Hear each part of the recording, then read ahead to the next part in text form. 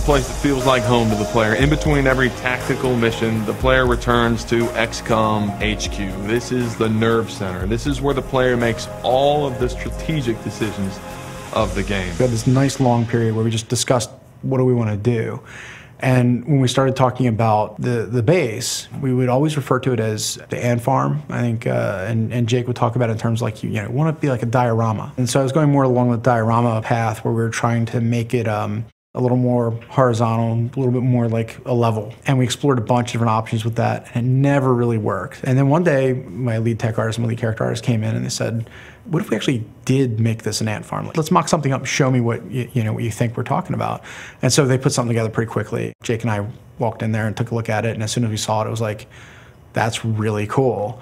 The idea was to take this base and make it feel like a living diorama where the player felt the soldiers that he interacted with had a home. On top of that, the player customizes the base. It's not a static experience. The player chooses how to excavate the earth beneath the base and add new facilities, and those facilities have big impacts on gameplay. Mission control is really important because that's where the geoscape is, and that's the heart and soul of the game. That image of Earth hanging as a jewel in the universe, it's very iconic because that's what the player's protecting. In a lot of ways, that's the character of XCOM. The entire base was sort of designed around the geoscape. So we started with the globe, and then from there, everything kind of smoked out. You start out with the hub, or the ant farm. It's a really cool base that the player has complete control over. So you have these static rooms that you start with. We mentioned mission control.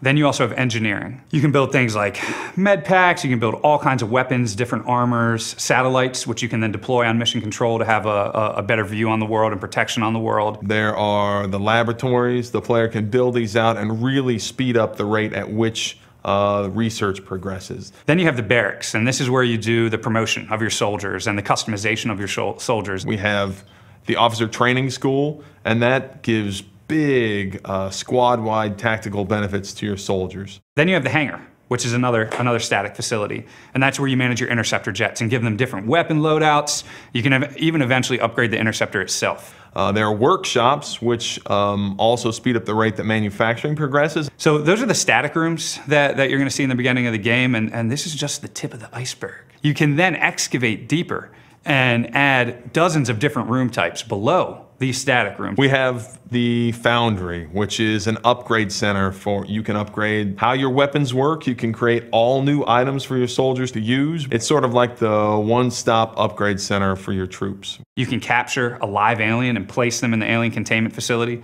and see them sort of just pissed off in the containment facility. You can see a muton banging on the glass, or a sectoid trying to somehow mind merge his way out of the containment facility. All of these facilities have adjacency bonuses, as we call them.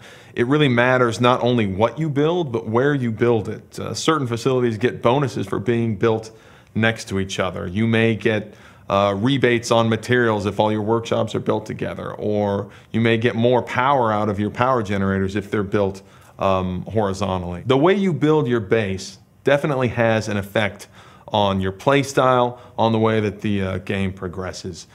If you really want to research items quickly, if you have a lot of things exposed in the tech tree and you want to study all these different artifacts, you may want to build a lot of laboratories. When you defeat aliens, you're going to bring back resources to your base, right, from the mission.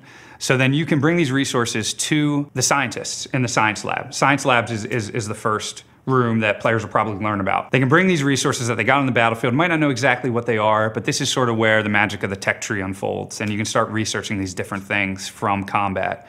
Eventually, as you research them, you'll then be able to build these items in engineering. At the same time, if you want to build a lot of new armors, a lot of new weapons for your troops, if you want to outfit your soldiers, you may want to focus on workshops.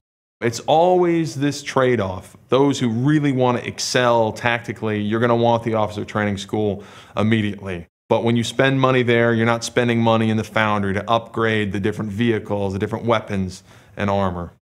And in true XCOM fashion, you're not going to build every one of these things. You simply can't. So you sort of have to focus and specialize, and you're never going to have enough money or enough manpower or enough power or enough space to build all these facilities at once. So every time you play, it's sort of this different mix of facilities, and that can change the way the game progresses.